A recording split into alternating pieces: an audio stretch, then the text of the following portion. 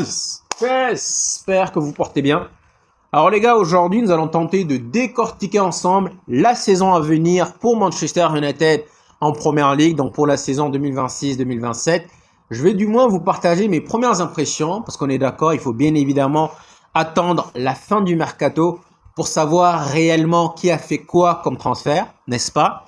Et donc les gars, à première vue, je dis bien à première vue, cela semble assez convenable, assez favorable comme début de saison, n'est-ce pas? À quand remonte la dernière fois que vous avez vu une équipe bénéficier de deux équipes promues? Deux équipes promues pour ces deux premiers matchs, les gars. Sincèrement parlant, ça, ce n'est pas un débat, c'est une aubaine. C'est une aubaine, sincèrement parlant. Donc, première journée, Manchester United va se déplacer sur la pelouse de Hull City. Techniquement parlant, je dis bien techniquement, bien que malheureusement il n'y a pas de norme côté Manchester United, normalement cela devrait être 3 points. Normalement. Ensuite, Manchester United va recevoir Ipswich pour la deuxième journée. Techniquement parlant, encore une fois, normalement, 3 points également. D'accord? Après, derrière, cela se corse un peu avec Everton. On sait bien, hein, Everton, généralement, c'est une équipe assez difficile à dompter. C'est vraiment un gros bourbier. Bon, je vois un match plutôt difficile, mais pas impossible à gagner. Comme l'année dernière, on l'a vu. Ça peut être un match nul, mais également une nouvelle fois, une victoire. Sincèrement, c'est possible. Quatrième match, Manchester City à domicile. Ça, les gars, c'est excellent. Pourquoi je vous le dis? Parce que premièrement, on rappelle que M. Pep Guardiola vient de partir, n'est-ce pas? Et donc, généralement, après un départ, on l'a vu avec Wenger, on l'a vu également avec Ferguson. Après un départ d'un coach emblématique qui a duré un certain moment, derrière, c'est assez difficile à gérer. Donc, pour moi, c'est vraiment le bon moment de les rencontrer. Donc, il faut les rencontrer tôt dans le calendrier, très tôt. Et quatrième journée, en plus, donc, il vient de changer de coach. Et également, le match se déroule à Old Trafford, les gars. Donc, techniquement, on sait que ça va être un match très compliqué. Je dis pas que ça va être une victoire, mais c'est possible une nouvelle fois. C'est possible d'avoir une victoire parce que nous jouons en domicile, parce que Pep Guardiola vient de partir, parce que Maresca, quelque part, lui aussi, c'est un flequet. Souvenez-vous, cette année, ils ont eu un rouge. Tout de suite, le mec, il a paniqué. Derrière, il a sorti ses 3 éléments offensifs. Donc, techniquement, c'est possible une nouvelle fois. OK? Ensuite, Fulham à l'extérieur. Ça, je pense malheureusement que ça va être le premier match, selon moi, le premier match où nous allons laisser des plumes. Je pense ce match, comme d'habitude, hein, ça va être un match nul. C'est possible encore une fois, mais bon, je ne vois pas Manchester United prendre 15 points sur 15. Si ça arrive, ça sera masterclass, marhaba bikoum. Mais Fulham à l'extérieur, c'est possible. Pourquoi ça va être compliqué? Parce que je pense, on n'a pas encore le calendrier donc de la Ligue des Champions, mais je pense que normalement, on a toujours un match de Ligue des Champions donc vers le 12-13 septembre. Donc je pense que le premier match de Ligue des Champions que l'on aura, ça sera entre Manchester City et Fulham. Et donc ça va dépendre si ça se joue à l'extérieur. Donc imaginez que ce soit à l'extérieur, il faut revenir fatigué, faire le déplacement encore une fois à Londres. Ça peut être délicat. Ensuite, Tottenham à domicile. Là, une nouvelle fois, on va revenir sur Tottenham juste après, par rapport au fait que les mecs, ils ont soumis une première offre pour monsieur Matheus Fernandes. Est-ce que vous vous rendez compte, les gars? Bref, on va y revenir juste après. Là, une nouvelle fois, c'est à domicile. Donc, ce n'est pas impossible, les gars, que Manchester United puisse prendre 18 points sur 18. Ce n'est pas impossible. Ça va être très compliqué, bien évidemment, mais ce n'est pas impossible, n'est-ce pas? Hull City, Ipswich, Everton, difficile, mais possible. Manchester City, très très difficile, mais possible encore une fois. Fulham, difficile encore une fois, mais possible. Et Tottenham, difficile, surtout avec des Zerbi, mais possible. D'accord? Et là, je crois que nous allons avoir notre deuxième match de Ligue des Champions. Donc entre Tottenham et Leeds, je pense que c'est ça qui pourrait nous jouer des tours. Le fait de jouer en Ligue des Champions en semaine, voilà. Et ça va dépendre sur qui on va tomber, bien évidemment. Imaginez-vous que là, entre Manchester City et Fulham, vous jouez par exemple le Bayern. Donc forcément que derrière, vous allez laisser des plumes. Et donc, ça va être compliqué. Donc tout dépend, bien évidemment, des adversaires. Donc normalement, entre Tottenham et Leeds, là encore, nous avons un match de Ligue des Champions. Et Leeds, les gars, on l'a vu cette année, comment ils nous ont fait déjouer. Donc franchement, voilà, c'est un excellent indice. Ensuite, Bournemouth, domicile. En fait, jouer face à des équipes comme Leeds, comme Bournemouth, franchement, c'est là que, honnêtement, que le programme Mindflick va entrer en vigueur. Parce que généralement, quand on joue face aux grosses équipes, Manchester United est généralement au taquet. On est au rendez-vous. Mais quand on joue face à des Bournemouth, face à des Leeds, surtout parfois après des matchs de Ligue des Champions ou peut-être avant des matchs de Ligue des Champions importants, cela peut être assez délicat. Chelsea à l'extérieur. Donc en fait, pour moi, sincèrement les gars, notre vrai gros test, sans vouloir manquer de respect à City ou encore à Tottenham, pour moi, City, Tottenham, les deux, on les joue à domicile. Donc pour le capital confiance, c'est très important. Imaginez-vous que Manchester United puisse prendre 6 victoires sur 6 lors des 6 premiers matchs. Pour le capital confiance, les gars, ça sera énormissime. D'accord? Derrière, pour moi, si on arrive à prendre ne serait-ce que 15, allez, 16 points sur 18 lors des 6 premiers matchs, derrière, les gars, ça peut aller très vite. Ça peut aller très vite parce qu'encore une fois, je répète, pour le capital confiance, c'est vraiment très important. Donc derrière, Chelsea, Aston Villa, bon bref, Liverpool, là, ça devient un peu compliqué. Mais honnêtement, les gars, août, septembre, Manchester United a un calendrier plutôt favorable, même très favorable. Donc encore une fois, pour moi, le problème va se jouer sur les matchs de Ligue des Champions. Cette année, l'avantage que nous avions, c'est le fait de pouvoir jouer une fois par semaine. C'est très important. C'est un capital, c'est-à-dire que dans la semaine, Carrick peut littéralement offrir 2 jours à ses joueurs, donc 2 jours de repos, puis revenir lors du 3e jour pour justement parler tactique, et lors du 4e jour, faire un entraînement assez intensif. Et enfin, lors du 5e jour, refaire un peu de la tactique. Donc il avait toute une semaine pour préparer ces matchs. Là, nous allons jouer Ligue des Champions en plein milieu. Donc il y aura également la Carabao Cup. Donc ça va pas être facile.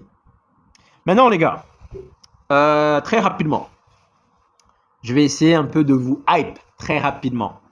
Si on prend en compte, premièrement, le fait que l'an dernier, le président de la Première Ligue nous dise que ce n'est pas bon pour l'image de la Première Ligue de voir tout le temps le même champion. Donc si on prend cet aspect en compte, cela voudrait dire que techniquement, les avantages dont Arsenal a bénéficié cette année, techniquement, l'année prochaine, il y aura des rouges pour Arsenal, il y aura des pénaltys concédés pour Arsenal. L'année dernière, les gars, on le rappelle, pendant toute la saison, Arsenal n'a eu aucun pénalty. Aucun pénalty concédé, également aucun rouge. Pourtant, on sait que Gabriel, il a fait beaucoup de fautes. Donc si on prend ça en compte, le président de la Première Ligue qui nous dit que ce n'est pas bon pour l'image de la Première Ligue de voir à chaque fois les mêmes champions. Donc normalement, parce que là, on part du principe que parmi tous les coachs que nous avons, Tottenham, Manchester United, Liverpool, Chelsea, City, Arsenal, toutes les grandes équipes que nous avons, le seul qui a un avantage à l'instant T, now, c'est bel et bien M. Arteta. N'est-ce pas? Et si on part de ce principe, ça ne veut pas dire que ce soit vrai, mais si on parle de ce principe, derrière, les choses pourraient se corser éventuellement pour Arsenal. Si l'année prochaine, techniquement, on décide de les arbitrer, de les juger comme il le faut, comme il se doit. Donc, premier élément en compte, ce que monsieur le président de la Première Ligue nous a dit. Deuxième élément en compte, les gars, à l'instant T, now, nous avons aucun Anglais à avoir remporté la Première Ligue. Aucun Anglais a remporté la Première Ligue. Donc, techniquement, on pourrait essayer de mettre en valeur une de ces équipes. Maresca, il est quoi? Il est italien?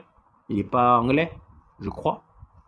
Donc, on a Arteta, on a Maresca, on a Xabi Alonso, qui est espagnol. On a qui d'autre? On a donc Maresca, je crois qu'il est espagnol ou il est italien? Est-ce qu'il est anglais, Maresca? Faudrait que je vois. Donc, ensuite, on a qui d'autre? On a Deserbi, qui est italien. On a... Le seul coach anglais, les gars, techniquement parlant, c'est Carrick. Techniquement parlant. Troisième point qu'il faut prendre en compte. Le programme, la série de documentaires que nous allons réaliser avec Amazon. Là, encore une fois, je me dis, techniquement parlant, c'est quelque chose qui va être vu, vraiment visionné par des millions et des millions et des millions et des millions. Donc, techniquement, voilà. Vous voyez ce que je vais dire. Je n'ai pas envie de le dire, mais vous voyez ce que je vais dire. Et enfin, il y a un quatrième point. Le quatrième point, je l'avais, mais je l'ai oublié, les gars. Ça m'est sorti tout d'un coup de la tête. Donc, on a le fait que Carrick, oui, on a Amazon, on a... J'ai oublié le quatrième point, les gars, honnêtement. Peut-être ça va revenir plus tard. Mais voilà, donc juste pour dire que il faudra prendre en compte Manchester United l'année prochaine. Peut-être que les choses sont alignées. Il y a un quatrième point, les gars, je l'avais en tête, qui était même très important, mais bon, peut-être que ça va revenir plus tard. Bref, voilà. Donc, comme je le disais, Tottenham a soumis une première proposition à West Ham. On ne connaît pas encore le montant, mais Tottenham a soumis une première proposition pour monsieur Matheus Fernandes. Les gars, qu'est-ce que ça veut dire là? Alors, déjà, petite parenthèse, ça ne veut pas dire que je suis inquiet. Tottenham, voilà, ils sont gentils, ils sont mignons, ils veulent aboyer, mais bon, on n'est techniquement pas dans la même cour. Je dis bien techniquement. Mais pour moi, ce que ça veut dire, parce que monsieur David Orsten nous souligne bien qu'ils ont soumis une première proposition, mais cela n'enlève en rien leur intérêt pour monsieur Tonali. C'est-à-dire que Tottenham, à l'instant parlant, ils ne sont pas en Europe, mais pour autant, ils aimeraient faire venir et monsieur Tonali et monsieur Matheus Fernandes. Qu'est-ce que cela souligne comme ambition, sincèrement, les gars? Honnêtement. Là, encore une fois, je ne suis pas en train de m'en soucier. Je ne suis pas inquiet. Tottenham n'est ni en Ligue des Champions. Et puis même, si on compare Manchester United et Tottenham, ça n'a rien à voir. Il faut également souligner le fait que normalement, monsieur Matheus Fernandes avait dit que son joueur favori, c'est monsieur Bruno Fernandes. Donc normalement, cela devrait être un rêve pour lui de jouer à ses côtés. Donc pour moi, ce n'est pas vraiment un danger, Tottenham. Chose que je souligne, c'est simplement le fait que Tottenham fasse une proposition. Tottenham veut faire venir Tonali et Matheus Fernandes. Alors que nous, de notre côté, nous sommes en Ligue des Champions, mais nous voulons faire venir uniquement monsieur Matheus Fernandes. Bon, la donne peut changer. Là, on nous explique que au début, on nous disait que c'était 3 milieux. Là, petit à petit, ça commence à se restreindre à 2 milieux. Donc, je ne sais pas ce qui va se passer. Mais pour moi, c'est juste pour souligner, les gars, les ambitions. Les ambitions. Donc, je sais pas.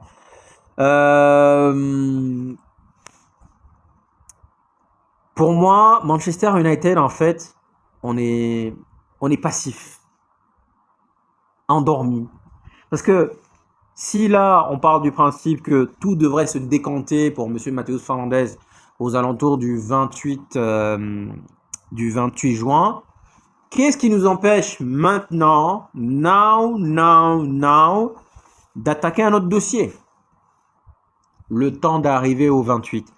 Qu'est-ce qui nous empêche d'attaquer un autre dossier maintenant? Mais systématiquement, c'est la même chose. On est incapable de faire deux deals à la fois. Il faut d'abord finir avec un, ensuite basculer sur l'autre. Et chaque fois, c'est pareil, les gars. Parce que là, maintenant, on peut aller essayer rapidement de verrouiller les USOL, par exemple. Qu'est-ce qui nous empêche de le faire? Parce qu'il y a un bruit qui court, qui dit que Newcastle ne voudrait peut-être pas vendre et Tonali et Monsieur Lewis Hall.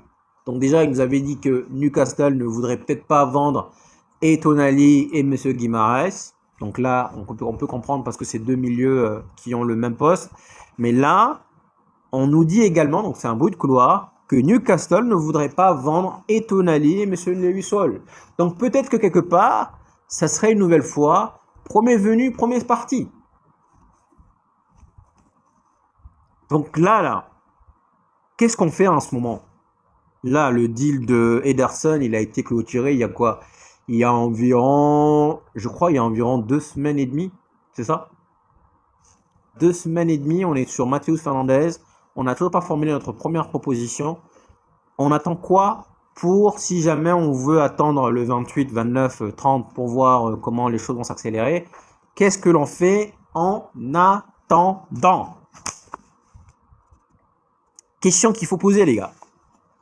Donc, les gars, en résumé, Manchester United pourrait être quelque part un candidat.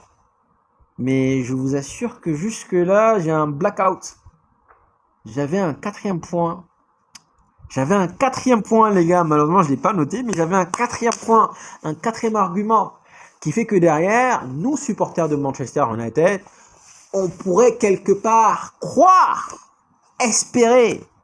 Donc, on a les propos du président, on a le fait que M. Wikalika soit anglais, on a également, là,